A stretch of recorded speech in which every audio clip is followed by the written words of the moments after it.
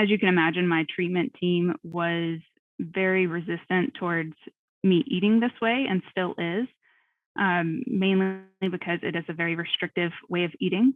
But I have all of my blood work has come back solid. My moods are more consistent and stable than they have ever been.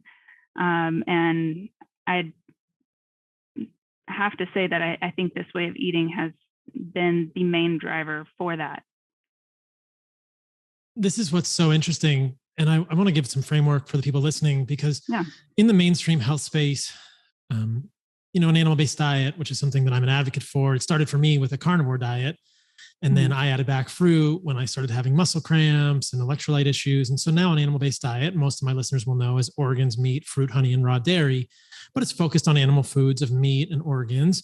And for some looking in from the outside, they may see this as restrictive. They may say, what do you mean, Paul? Or they might ask you, what do you mean, Meg? You don't eat cookies, you don't eat cake, you don't eat soda, you don't eat vegetables? Like, isn't this a restrictive diet? And I understand this pushback, and this is why I think your story is so important to share with people. The mainstream looks at this type of a diet and calls it, as you termed it, restrictive. I think of it as intentional and not necessarily restrictive, because you're focusing on the foods that are, in my opinion, and many others, people's opinions, the most nutrient dense. So you're getting the most nutrients with the least toxins. That's sort of why I believe this is a good way for humans to eat. But the mainstream nutritional community, mainstream medicine treating eating disorders would look at this and say it's too restrictive, because the mainstream paradigm for treating eating disorders has been to say, and you can correct me if any of this is incorrect, sort of all foods fit. It's okay to eat everything. Don't restrict any food. Eat ice cream if you want. Eat cookies if you want.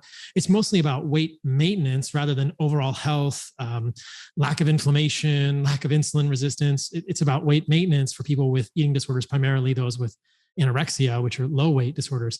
But it's so interesting to hear this aspect of your story, and maybe you can help clarify this a little more for us. That it's not just for you. It wasn't just the amount of food that you were eating that made the difference. That it sounds to me like the quality of the food made a difference in the way that you feel mentally and physically as a human being, as a woman.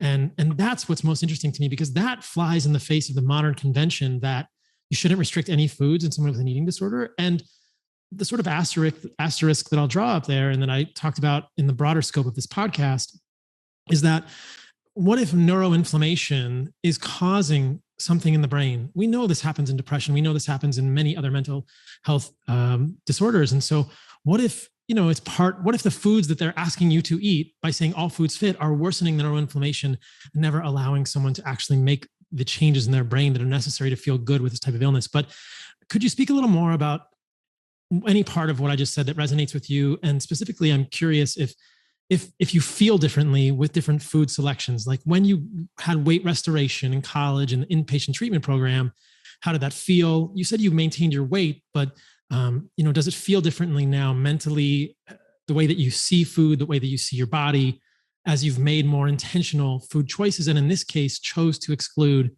some foods, like maybe vegetables sometimes, but you've at least chosen to focus on animal foods. Can you speak to that? Yeah, absolutely. While you were speaking, it resonated and it triggered a memory with my treatment experience of, we would have certain things called challenge days. And that theme continued along with any sort of, eating disorder specific dietitian that I worked with after, getting out of treatment. And challenge days included eating foods that were standard American. So one specific example I recall was, we had a day where we were required to eat, as in a group setting, fried chicken nuggets, fried French fries, followed up by a milkshake. And any sort of these challenge days in the treatment setting was a completely different schedule from any other day, meaning that we had extra therapy, we had extra group involvement, extra time with the therapist. And in all honesty, it was necessary. Every single one of us patients in that sort of setting were anxious going into the meal, anxious at the meal, extremely anxious after the meal.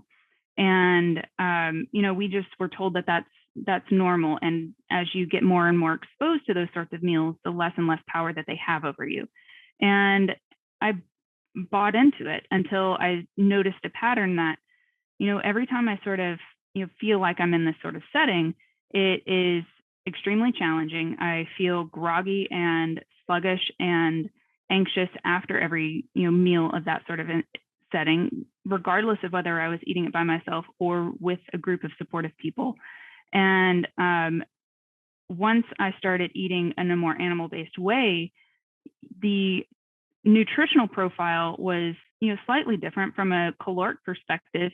Honestly, I was probably eating about the same, if not more, but prioritizing quality proteins and fats. And I didn't feel that way. I still don't. And I think that combined, if I had this sort of eating style in treatment, combined with some of the more traditional modalities of group therapy, working with some of the things that drew me to using food as a coping tool, I feel like I probably wouldn't have relapsed as many times as I've had.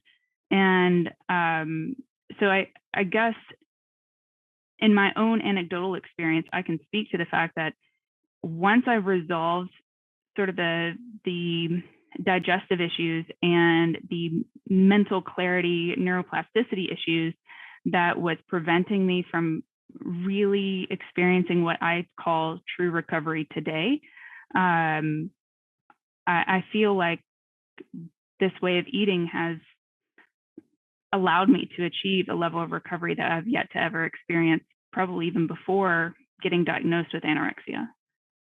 And at the same time, it's a way of eating that the mainstream medical establishment and your treatment team, as however well intentioned they are, might look at and say that's too restrictive, right? Mm-hmm. Yeah, this is, I think, what the conversation that needs to be had, that perhaps there's some value in the quality of foods and the intentionality around foods for these eating disorders. And your case, which is one case, but I think it's an important case, would also stand in contradistinction to the assertion that many in the mainstream space would make, which is that restricting your diet with something like an animal-based diet is going to worsen eating disorders or cause eating disorders. Well, I don't want to put words in your mouth, but it certainly sounds like for you, this has been a big help and actually, in many ways, a sort of treatment or preventative in many aspects. Absolutely. And it's interesting, even today, if I express the way I eat to any sort of person that has had an eating disorder history or eating disorder, an eating disorder practitioner that helps other people through these sorts of things, I am praised if I, eat a standard American meal. And if I eat in a meal that is more animal-based and less inclusive of, those standard American foods, it's like, whoa, that's eating disordered. And I personally don't want to feel bad for eating in a way that makes me feel good. And I think that is a conversation that more and more people need to have, especially in the throes of any sort of mental illness. It's so important. I mean, during my training in medical school or in residency, when I would do rotations in psychiatric wards, there's no attention to the quality of the food that we're giving these patients in any way, shape, or form. And it never sat well with me. It always made me a little bit uncomfortable. And I always thought, gosh, we're really missing an opportunity here, whether it was people who came in with anorexia or bulimia, or people who came in with psychotic disorders or depression or suicidality. We were not thinking at all about what we were feeding them. They were eating cookies and cakes and candy and pasta and bread and just, I'm sure, things that were full of seed oils and processed sugars. And there was no attention to this. It was all pharmaceutical focus. And we don't really have effective drugs for effective, in quotation marks, for eating disorders. So it ends up being a lot of this sort of food therapy and cognitive behavioral therapy. But I think that, again, the mainstream medical establishment in psychiatric and neuropsychiatric realms is missing a big, powerful lever here